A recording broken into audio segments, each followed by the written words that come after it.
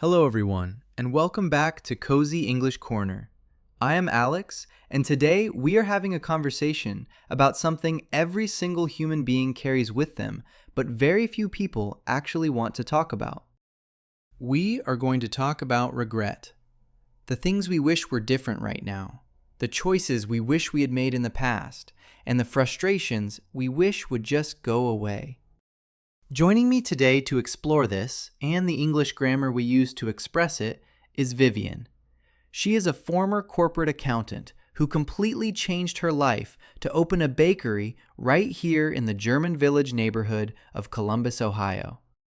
Thank you for having me, Alex. It is wonderful to be here, even on a morning like this where the Ohio weather cannot decide if it wants to be spring or winter. That is the truth about Columbus. You can experience all 4 seasons in a single Tuesday. It is actually a perfect transition into our topic today. When we look at the rain outside, we often think, I wish it were sunny. And that simple thought introduces the first grammar structure we need to understand. Using the word wish to talk about a present situation that we want to change. This is something I hear all the time at the bakery. People stand in line, looking at their phones, and they say things like, I wish I had more time, or I wish things were not so expensive right now. Exactly. Notice the structure there. The pain is happening right now in the present, but the grammar steps backward into the past. We say, I wish I had more time, not I wish I have more time. That always felt a bit strange to me when I first studied the mechanics of English. Why do we use the past tense for something we are feeling right now? It is because you are imagining a reality that does not exist. By shifting the verb into the past tense, you signal to the listener that this is a fantasy. The present reality is that you do not have time. The fantasy is, I wish I had time. That makes complete sense. It is a way of creating distance from the uncomfortable truth. And honestly, the uncomfortable truth for many of my customers right now is financial pressure. I want to explore that. What are the specific things people are wishing for right now in our community? It goes much deeper than just wanting a nicer car. I hear people talking quietly at the tables. They say, I wish I earned enough to stop worrying about the grocery bill. They are dealing with the silent anxiety of simply trying to survive. That silent anxiety is so heavy. When someone says, I wish I earned enough, the grammar is simple, but the emotional weight is massive. They are saying that their current reality is filled with fear.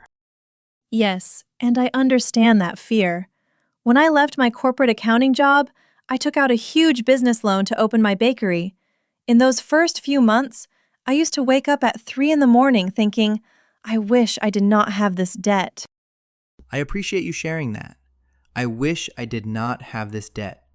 Notice how Vivienne used did not plus the base verb. To express a negative present wish, we use the past negative form. We do not say, I wish I do not have. It is interesting how our brains naturally focus on what is missing or what is causing us pain. We rarely stop and say, I am so glad I have what I have. We are always looking at the gap between reality and our desires. There is actually a scientific reason for that. It is a psychological concept called counterfactual thinking. Human beings have a unique neurological ability to simulate alternate realities in our minds. Wait, really? So when we sit around wishing things were different, we are actually doing something biologically complex? Exactly. Evolutionary biologists believe this developed so our ancestors could learn from dangerous situations without actually dying. You survive a predator attack and think, I wish I knew how to run faster. It prepares you for the next time. That is incredible. But in modern society, we are not running from predators. We are running from inflation, aging, and social expectations. So that biological survival tool just turns into chronic stress. You hit the nail on the head. That biological mechanism is why we use wish so frequently. We look in the mirror and think, I wish I looked younger. We look at our bank accounts and think, I wish I had more savings. It is a heavy burden to carry.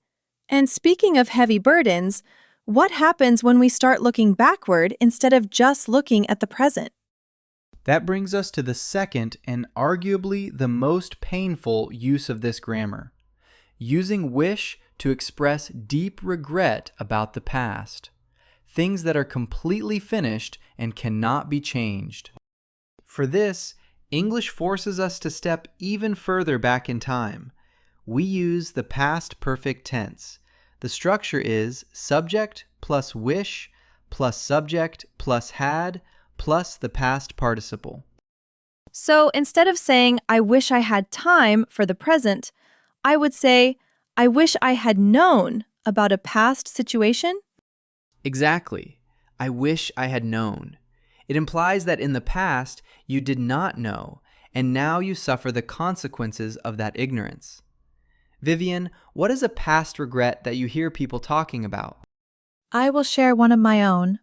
Before I opened the bakery, I spent 15 years climbing the corporate ladder. I missed family dinners. I ignored my health, all for a promotion. When my mother passed away a few years ago, the promotion felt completely meaningless. I stood at her funeral and thought, I wish I had spent less time in the office. I am so sorry for your loss. That is a profoundly difficult realization. And it perfectly demonstrates the weight of this grammar. I wish I had spent. You cannot get that time back. The grammar holds the grief. It really does hold the grief. I see this with older customers who come into the bakery too. They will sit alone with their coffee, and sometimes we talk. A man told me last week, I wish I had been a more patient father. That is devastating. I wish I had been. Notice the past participle, been. He was impatient in the past. His children are now grown, and he is sitting with the permanent consequence of his actions. How do you respond to that? When someone shares a regret that heavy in English, what is the natural, culturally appropriate way to reply without sounding artificial? That is a brilliant question for English learners. You do not try to fix it. You cannot say, do not worry about it. In standard U.S. culture, we acknowledge the pain. You might say, that is a heavy thing to carry, or simply, I understand why you feel that way. That is incredibly helpful. In the Midwest, especially here in Ohio, people are generally very friendly, but we avoid making others uncomfortable. We do not want to dismiss someone's feelings, but we also do not want to pry. Exactly. Midwestern politeness is real, and it actually connects to the third way we use the word wish. We have talked about present desires and past regrets. Now let us talk about present frustrations. You mean when we are annoyed by something that keeps happening or annoyed by someone's behavior? Precisely. And this is where we use wish plus would plus the base verb. We use it to complain politely. Instead of yelling at someone to stop doing something, we say, I wish you would stop doing that. Oh, we use this all the time at the bakery when dealing with suppliers. I will look at an invoice that is late again and think, I wish they would just deliver on time for once. It is a complaint, but it is internalized. Internalized complaints are a cornerstone of civilized society. If you say, deliver this on time, it sounds aggressive. If you say, I really wish you would deliver this on time, it expresses deep frustration, but maintains a polite boundary. It is also about a loss of control, is it not?